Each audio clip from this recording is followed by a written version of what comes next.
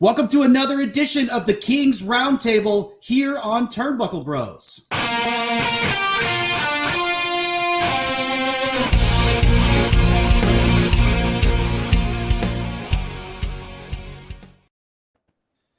Ladies and gentlemen, welcome to another edition of the King's Roundtable here on Turnbuckle Bros. I'm your host, Matt Huett, and here right at the top of the show, we want everybody out there who hasn't yet to please visit us on YouTube, of course, at Turnbuckle Bros. Visit our page, hit that subscribe button to check out all the latest Diamond Mine Online content. Steve has been creating some great videos about various different things in regards to all things fantasy baseball, what to do, what not to do, parks, hitting, pitching, all kinds of different stuff. So check us out on YouTube at Turnbuckle Bros right now and hit that subscribe button. Leave us some comments, hit the likes, share it with your friends. Let's get Turnbuckle Bros out there. So once again, the King's Roundtable here with the Blue Chipper, the Day Tripper, the Libe Ripper, the King, Stephen P. Mutzu is with us. And we have a first-time guest, an all-star guest from fantasy baseball. Everybody knows him, the great John Cox. We got tons of awesome stuff to ask you, talk to you about, get your expertise on Diamond Mine Online, all things fantasy baseball. And again, coming to us from New Jersey, David Avens. Welcome back. Tyler Ensor, California, and our Cardinals homie, Mike Holtzclaw. Again, so welcome everybody to the show. Let's get right into it. What are we going to talk about today? Well, Crickets? I guess we want to know what creating and running DLFans was like for John. Yeah, John. So, you know what? Actually, John, why don't you start off from the beginning? Because, you know, you've contributed so much to the fantasy baseball. I mean, I'm sure you'll be humble about it, but you've contributed a lot to things that you've brought to the game that have really helped evolve the game and everything else. So, like, start from the beginning. What happened and what brought you here to today? Well, I played my first game back in June of 2000 on stats, and then sort of in the fall of that year, it was discovered that you could just plug in the team ID on the stats page and pull up the data for any team. So at that time, there's people like Larry McDonald, Dale Luca, and Dennis Ward.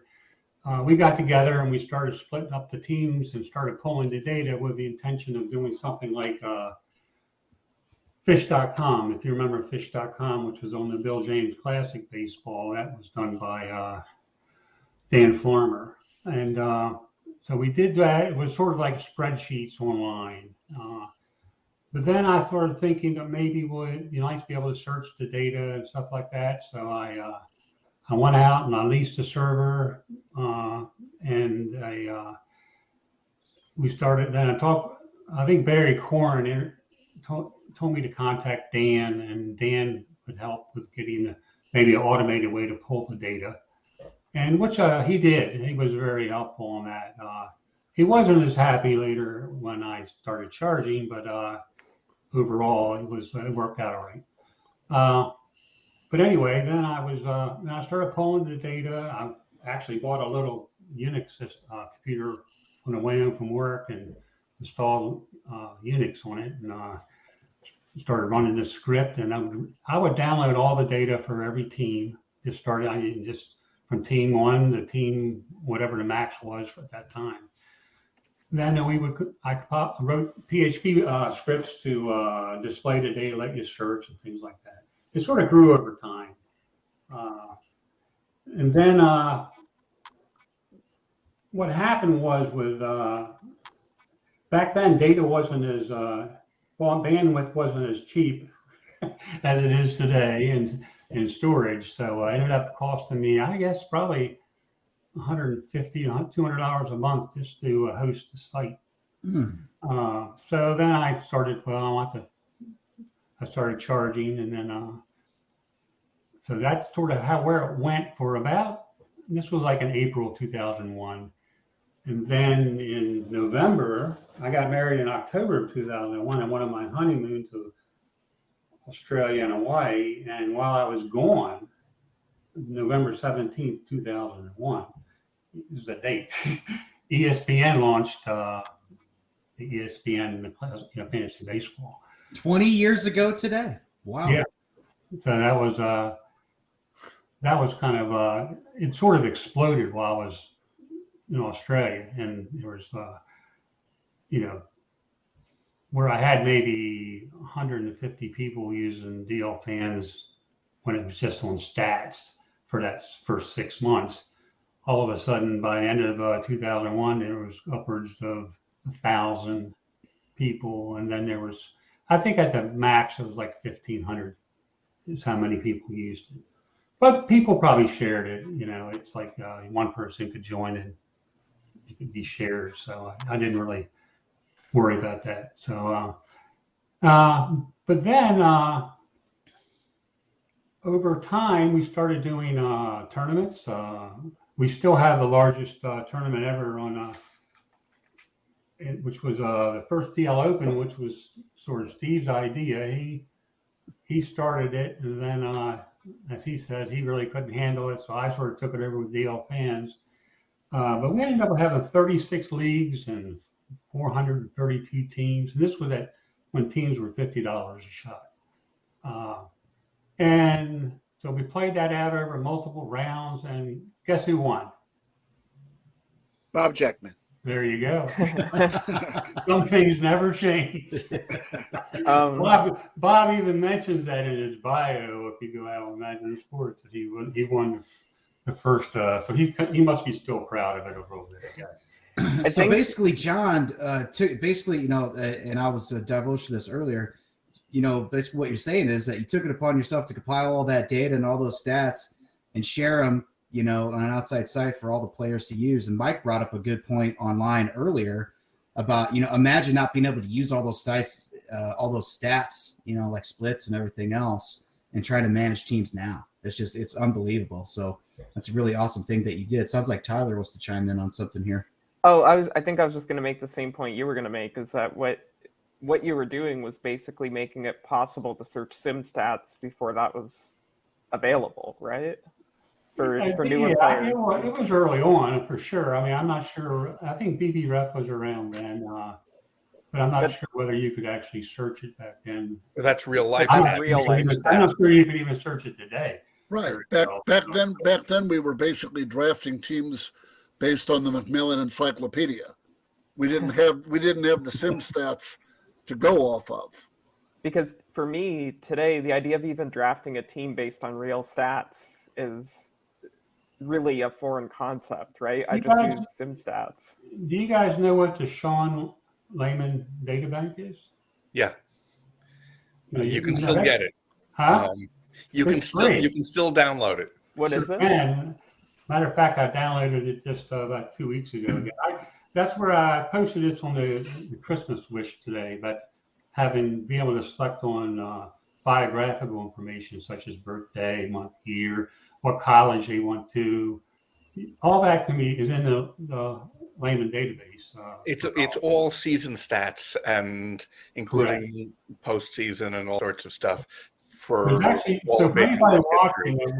it's small. If you want the full information, then you have to download from RetroSheet. And Ted Tarasi, I hope I'm pronouncing that right. He has a better format for the RetroSheet stats than RetroSheet does, and I think it's on Baseball Data Bank if you look up that. And then you have play-by-play for almost every play going back to like 1920 or so. Yeah, well, Pete Palmer did most of the early work on researching that stuff, and then Layman sort of in the mid-90s did his thing, and he wanted it to be available to everybody for, without charge. And he ended up selling his stuff to Total Baseball back then, which went out of business. And then I think BBRef came right after that. And then and then finally Sean put his data out again, started in like 98, I think. Hey, John, is BBRef something that you use today? It's kind of based off of all the stuff that you've been doing over the last 20 years. Yeah, I use BBRef. I use it to look fit. I got in this kick where I was looking at fit for all my pictures and trying to figure out whether that was a. Then I watched you guys talk about it one night. I'm not sure whether it's a thing I should be doing or not. So. Is that Even though I'll admit that even though I had all this data, it doesn't mean that I knew how to use all the data. You know, I'm like a 500 winner, but I play mostly custom leagues and things like that. I got a kick with I played SSG for about a year almost totally, and then I'm back to doing a little mix of both.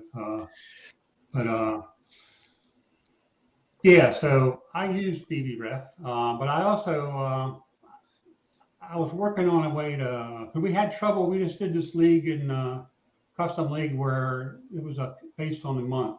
I think so. It was finding all the players that were born in a certain month. You had to go through on BBRef. You could get that, but you have to go through every day of the month and sort of look at them.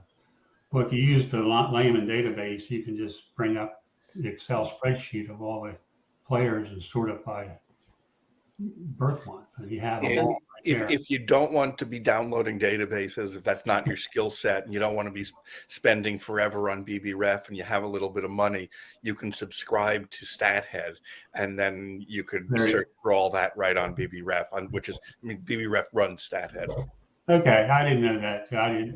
I know I subscribed to BBRef one year. I forget what I was. I thought it would let me do some more stuff or something. I forget. It was a long time ago.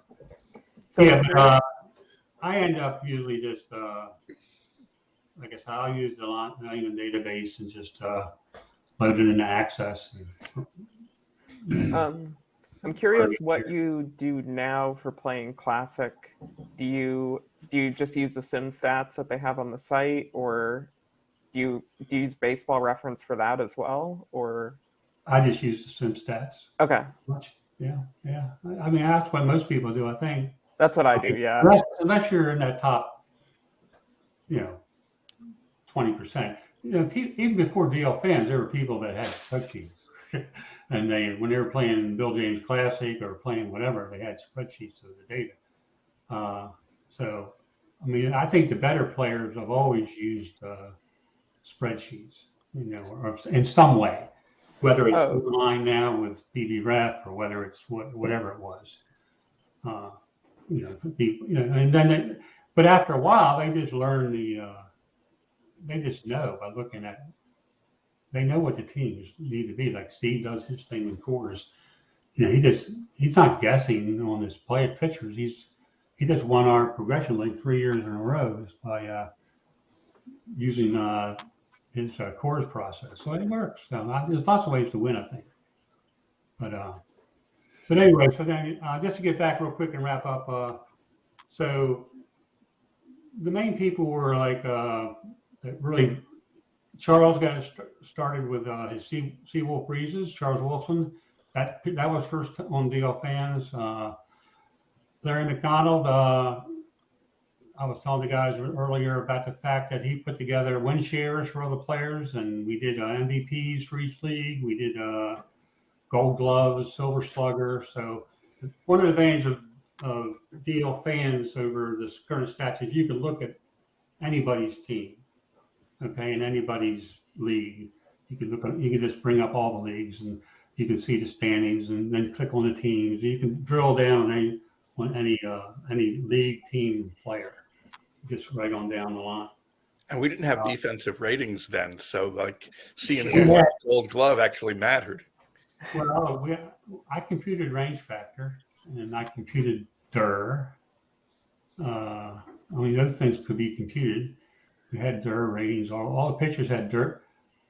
The teams had DIR ratings for the, and you can see what the DIR rating was of a team if you wanted to do that.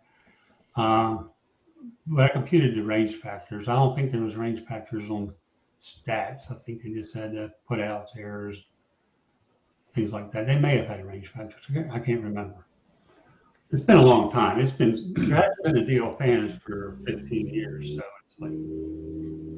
Well, you brought up the name of Larry Mack, a few times, who just so happens to be whooping me and Steve's asses right now so bad in our progression league. Hey, I got him. Don't worry. so- He's gonna pumpkin. Got him. Just like Strausler. I'm gonna walk through the pumpkin patch like last time. You'll see. Well, Larry Mack has been whooping my ass the last couple of years, so here you go, Larry Mack. Yeah. But he's great. He's awesome, man. So I've learned a lot from him already, just by watching some of the stuff he does. So shout out to Larry Mack. Quit winning all the goddamn games, Larry. Let me win a couple. I do want to emphasize how much the community really made DLFans work, because people that, Larry did a huge amount of work.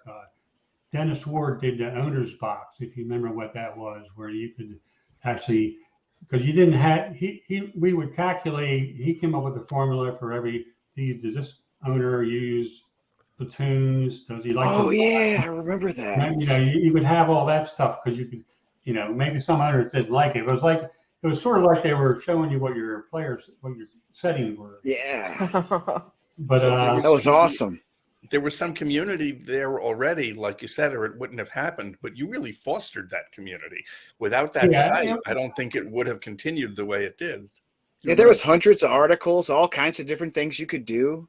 It was a great site. Everybody loved DLFans. A lot of people submitted articles. I'm not sure, other than, you had just a lot of people sent me Word documents or Excel spreadsheets, and I would convert them into a web page and put them out there for people to read. Instead, they would write stories. Charles came up with the park effects that we did on DLFans. It was his idea. He broke all the parks down and sent me a list of what ones that were bandbox versus turf versus, then what I would do, I just programmed it in to select all the data based on bandbox, turf, short laps, or I forget what they all were, but the data was all there. Just a matter of grouping the park IDs by a list, of all these fitted, and then you can see how players did in each park based on whether they're playing in a bandbox or a Coors, something like that. So, John, did you have a significant background in programming? How much you talk about doing the win shares and the defensive stats and the owners boxes? How much of that was just literally done by hand, and how much of it were you able to set up programs to do? Well, like I said, the win shares, Larry McDonald did using a program called SAS, statistical analysis system. It's very expensive. I didn't own it, so he owned it. But he worked for a bank, I think, at that time. I'm not sure if he still works there or not. But my programming experience started and I'm not a PHP web browser guy. You can tell looking at my web page. I'm not a web designer. But I was a IBM mainframe systems programmer for 30 years. So I programmed a lot of languages, assembly language and C++. I knew about 7 or 8 languages, some that aren't used anymore. But so programming was never a problem for me to look at PHP and figure it out. So, but and MySQL was just a pretty simple database, so it wasn't really that hard. Wasn't like I was using Oracle or something like that. So I had a lot of experience in programming, so that wasn't an issue. But most of the ideas for some of the real advanced stuff that we did came from other people. They suggested what I might do, and then I would just do the programming and then put it online. So, I think I even had on the page it said Dennis Ward's owner's box. So it's like I gave credit to where they were when they did the work. And It was open source before open source. Yeah, and Steve used to call me the sacred cow. He did that on the message board because somebody would argue with me over something, and then Steve said, "You can't argue with John. He's the sacred cow." I think it was the name of my next. I think it was the name of my next team was the Sacred Cow. The Sacred Cows. Yeah. Well, deservedly so, John. I mean, you've made a big impact on the game that we all love and play. So we definitely appreciate you. Yeah, for then doing all that. I wanted to go over the end while there isn't a DLFans anymore, just to bring up from my perspective. Well, of course, you all know Dane. He bought Diamond Mine and brought up Gymnasium. I think in 2005. I'm thinking, or it might have been 6. But then, so we were sort of. I didn't play because I was like still working with stats. But then after stats went away, I started playing Gymnasium. I think it was still then. I'm not sure when they changed to Imagine Sports. But and then I talked with Dane about doing the DLFans type thing for IS. But so I agreed, and then what happened was basically in 2003 I changed jobs I retired early from NSA in 1998 and went to work for Computer Science Corporation. And then in 2003, I went to work for IBM. And then in 2007, IBM assigned me to this project, which happened to come about at the same time as the stuff I was going to be doing for. So my previous jobs gave me a lot of free time. My job at IBM after 2007 didn't. It was I was a project leader on a VM virtualization system for the IBM mainframes. It was, but anyway, regardless of that, I started it, but I just couldn't complete it. So I told Dane I wasn't going to be able to do it, and that's where we were. And in 2010, I was getting ready to retire, and I mentioned, well, maybe I'll do this and take it into retirement. But I didn't really do any work there. I just sort of decided later that I didn't really want to do it. It had already been 5 or 6 years since there was any DLFans, and then so that's where we are on that. It was I was going to do it, but then it just didn't work out in my life at the time. So, are the articles still up on the web? That's what I was going to ask about. Are the articles still up on the web? All the articles are on the web. Unfortunately, about 5 years ago, I lost all the data that I had online. You could have, at that time, you could still search all the DLFans data. But it was out there I had to move it all to a GoDaddy server because it was cheap. And then what happened was they changed their max data size and to 1 gigabyte, I think. And I had like 90 gigabytes of data out there. And they didn't, I missed the email. So after 90 days, they just deleted it. So the articles. I might still have it in the attic in some old USB external drives. If I want to go up there and look around and see if I can find it, but I probably won't. It's not really of any value to anything anymore. Well, the articles are fun. It's good to see like Steve explaining how the games work and getting some things exactly right and some things way wrong. I need to go back and read those.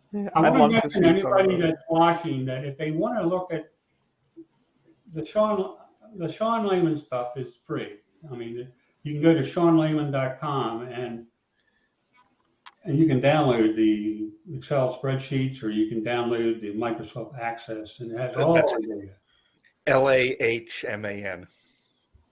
What's that? His name is spelled LAHMAN if you're looking for him. Yes, and it's pronounced Lehman. If you ever meet him, when I did one time at a Sabre, if you call him Lehman, he's going to correct you. I know from experience, but anyway. So, well, thanks for sharing that awesome, evolution of DLFans and everything with us, John.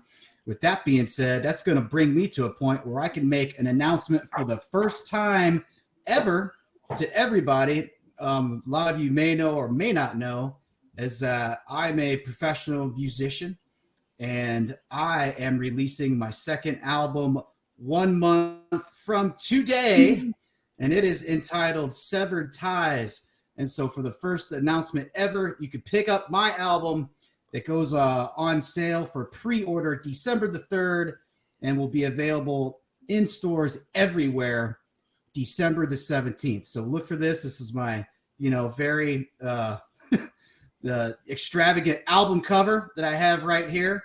So check me out, iTunes, Amazon, Spotify, YouTube, everywhere in the world you can find music. Check me out, pre-order December the 3rd, on sale everywhere December the 17th. The first announcement ever right here on the Kings Roundtable here on Turnbuckle Bros. All right, enough about me. Back to the show. So I just wanted to do that. I submitted it for release yesterday. I've been working on it for a long time. I haven't had much time to do it. It's much better than my first solo record I put out in January. So really excited about it. And I hope all you diamond miners out there will check me out. Let me know. Visit my official YouTube channel for my music, and let me know if you think it sucks, if you think it's good, if you think it's okay. Let me know. But just check it out. Hit that subscribe button while you're doing it. So who else has got something for John, or what else can we talk about today? So I'd be curious to know what.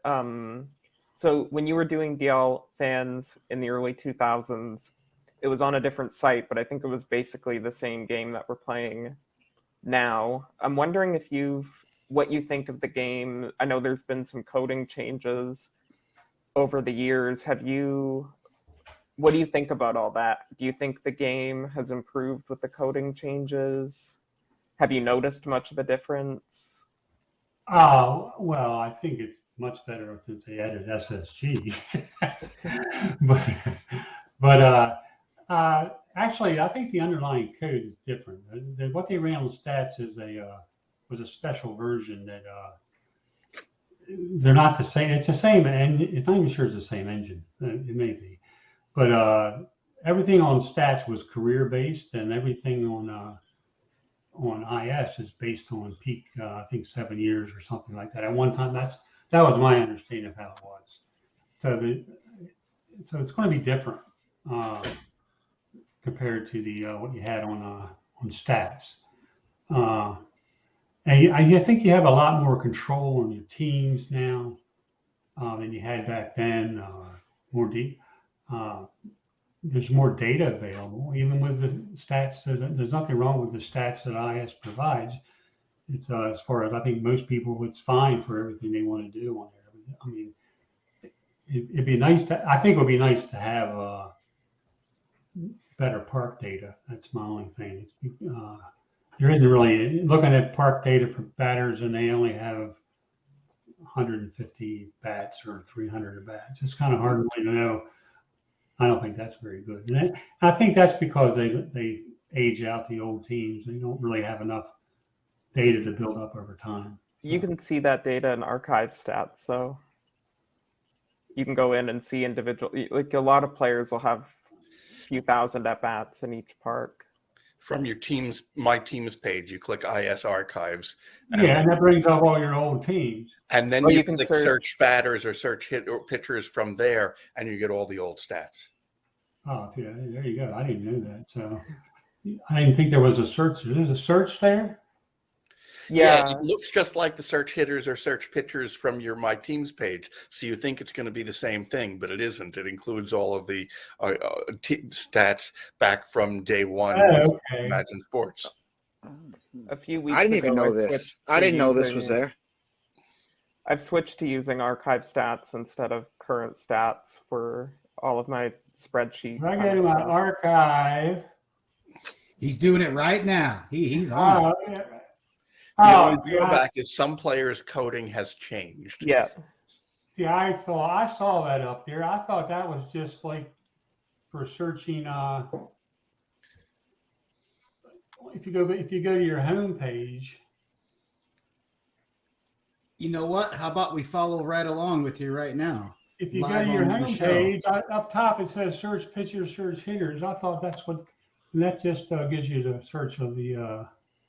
On this page, it gives you the search of the current stats. Well, You click IS archives, that wasn't clear to me. and now you search. Now you click search hitters or search pitchers, not my hitters. Okay, well, To there the you right go. from there. Yeah. There you go. So that spot has all of the data from day one. Yeah. You can get all the. Oh, I did not know this. It's So I've been using it for. So these queries are going to run a long time then, based upon that's why they archive here. No, they go pretty quickly. That's yeah.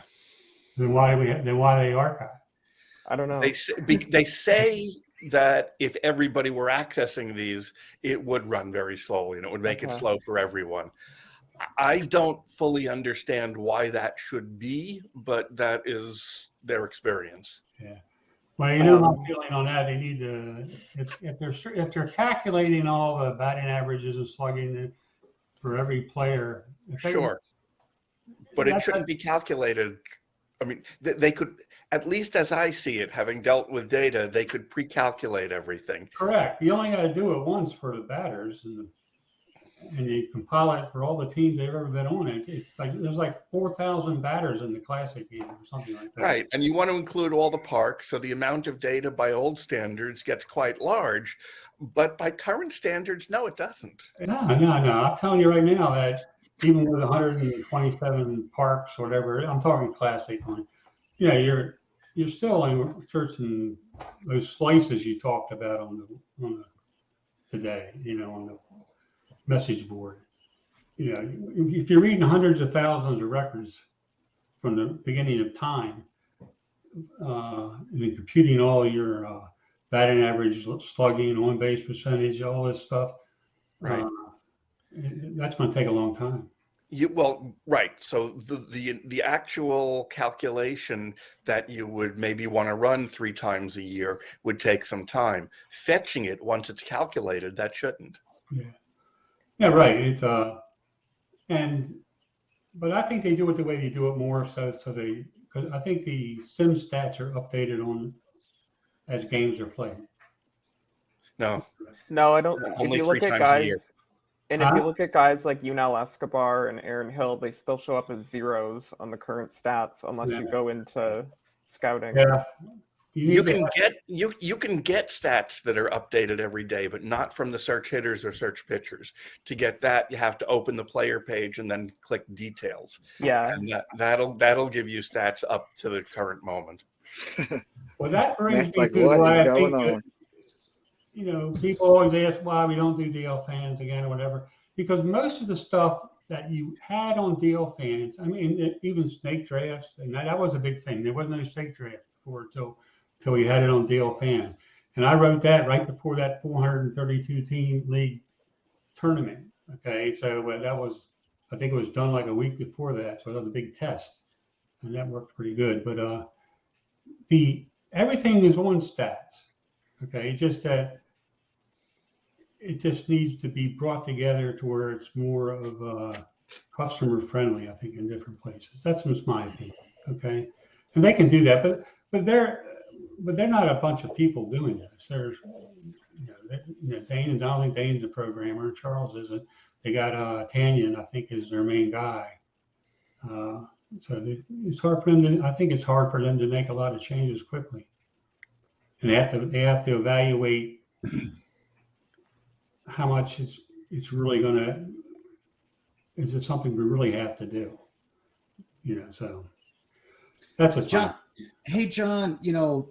Coming from a noob ham and egger like me when it comes to Diamond Mine Online, what's one piece of advice that you would give somebody showing up to Imagine Sports Diamond Mine right now and playing the game for the first time? What is like the number one thing that you would suggest or recommend that they do starting off, playing with a bunch of guys like yourself?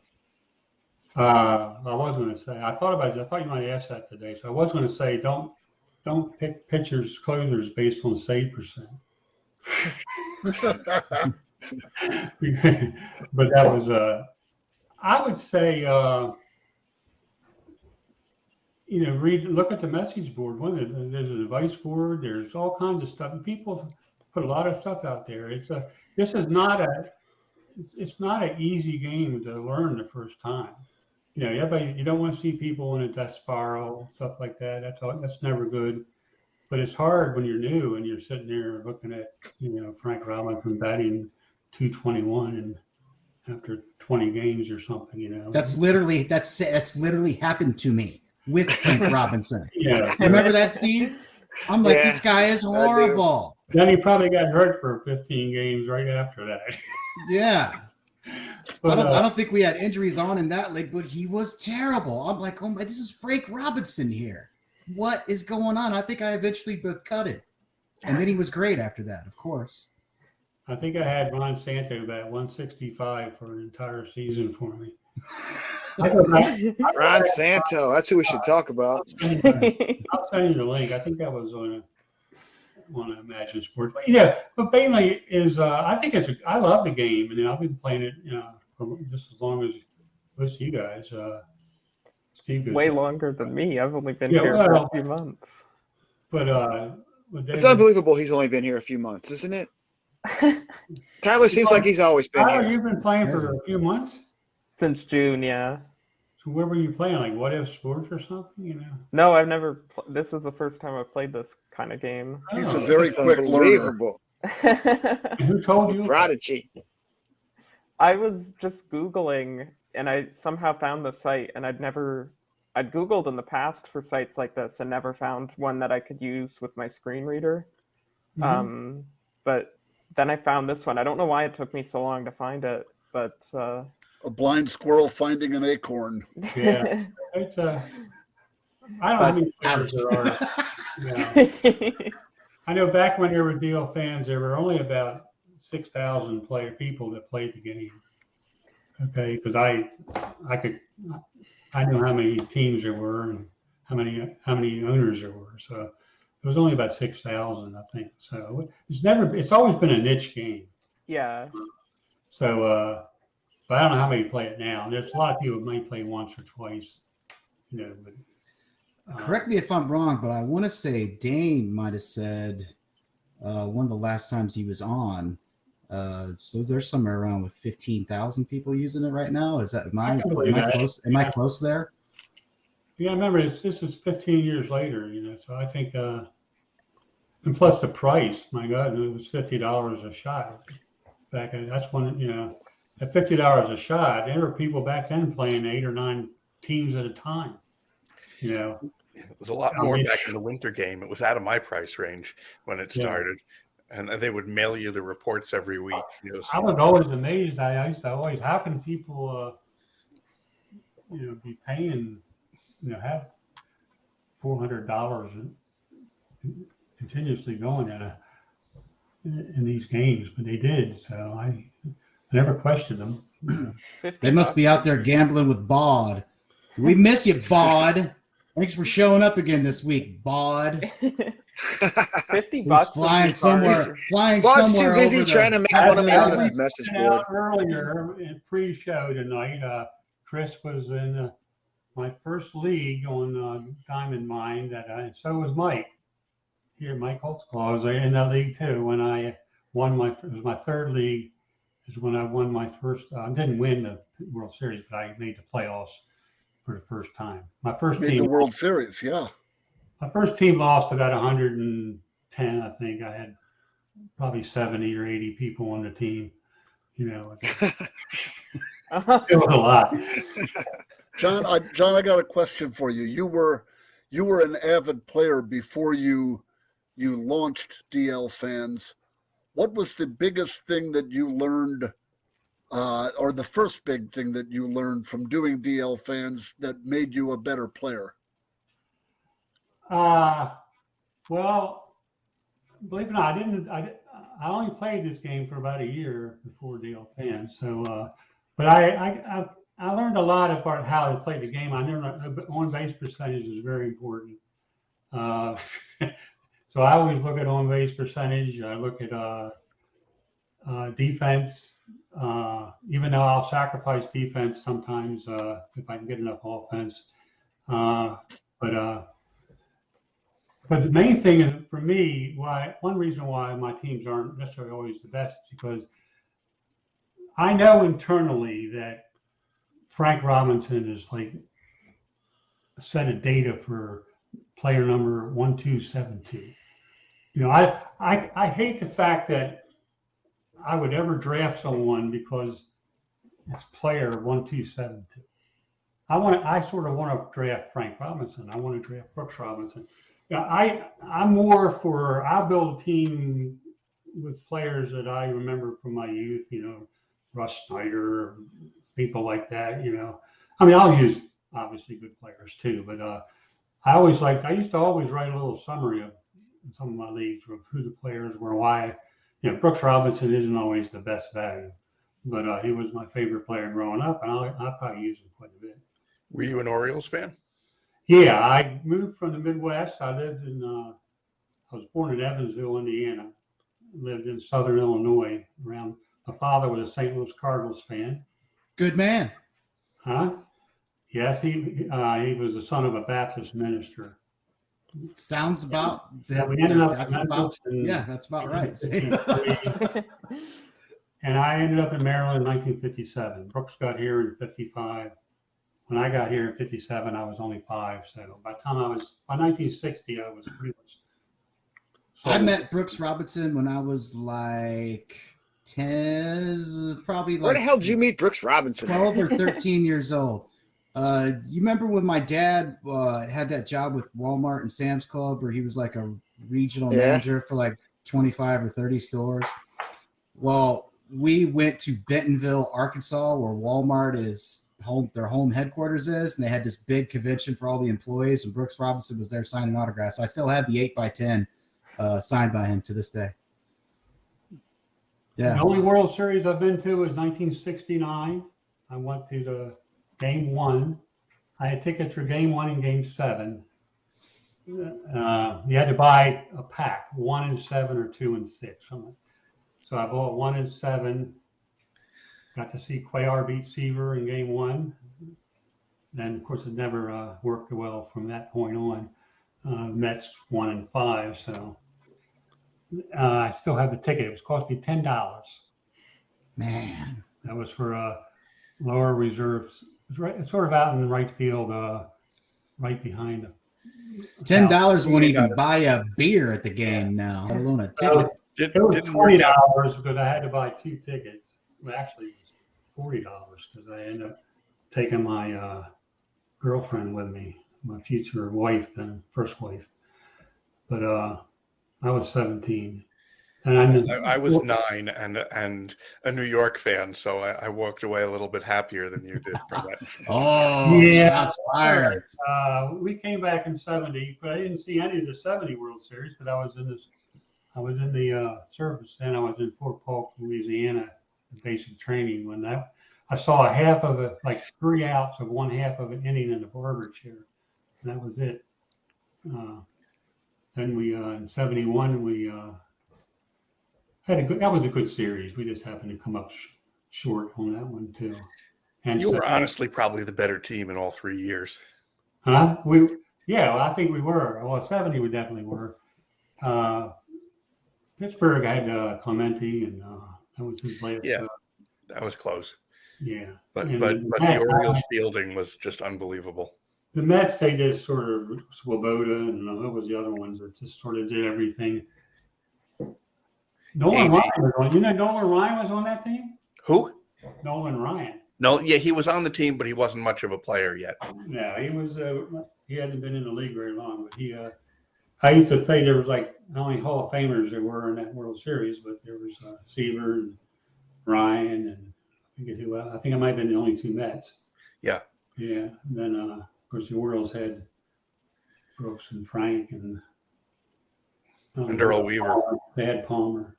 Right. Yeah. And Weaver. And Weaver. Yeah, in 66, I was in 9th grade, and I remember that one. They were all day games back then. I think they were day games in 69 as well. Yes, they were. But I didn't get out of school at 2 o'clock, and the game started at 1, so we would have to run home as fast as we could to watch the World Series then. But anyway, I used to run home as fast as I could to watch the guiding light. I would tell people to not get It's true. their expectations really high. Just watch what other people look at the teams that are winning. Okay, in your own league, and it should be pretty obvious. Compare your team to their team. You can look and see that.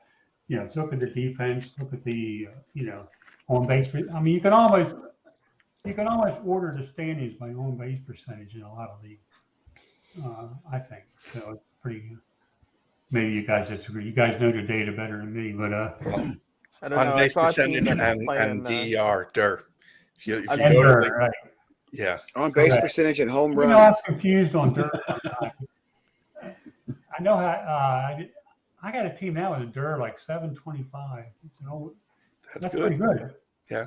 But they're leading the league in errors. I don't, it's like it's got Don't to be worry something about it. wrong with my pitching, But we're like 18-9 right at the moment. So One last thing to wrap up that I want to give to John. I want everybody out there to type in your Google machine or type in your YouTube machine, MLB profanity.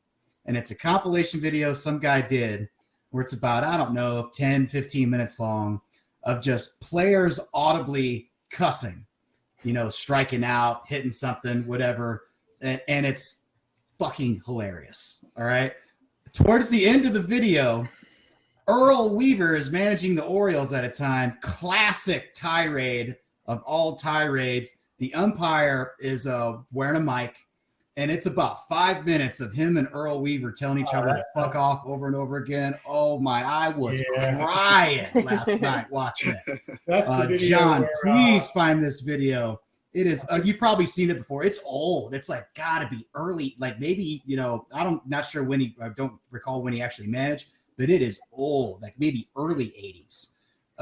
It is hilarious. Weaver came out and Eddie Murray's standing. Weaver goes on, and it is funny, but the language is pretty bad. Yeah, the language is pretty bad. You're just here to fuck us. You know that? All of you here. Oh, this is your whole crew. You're just here to fuck us. That's every single time. That's your job, isn't it? Yeah, put that in your report. My teams are sort of built like Weaver's teams. They'll win a lot. They might win a lot of games during the season, and then they collapse in the playoffs. So I usually don't spend enough on pitching. So. Well, it happens to us all, and I think we're to that point in the show where I want to thank everybody again for coming on for the Kings Roundtable. Another show. Special thanks again to John Cox, another, fantasy baseball legend, celebrity, if you will, on the site for joining the show. We all thank you for taking the time out to do that. Thank you for having me. I enjoyed it. It's been fun. I always like to reminisce and go back and think about things. You might consider having somebody like Larry McDonald on, and maybe have a round table one time down the road with McDonald and myself and Charles, and we can, if you want to just have a reminisce on some old times. Absolutely.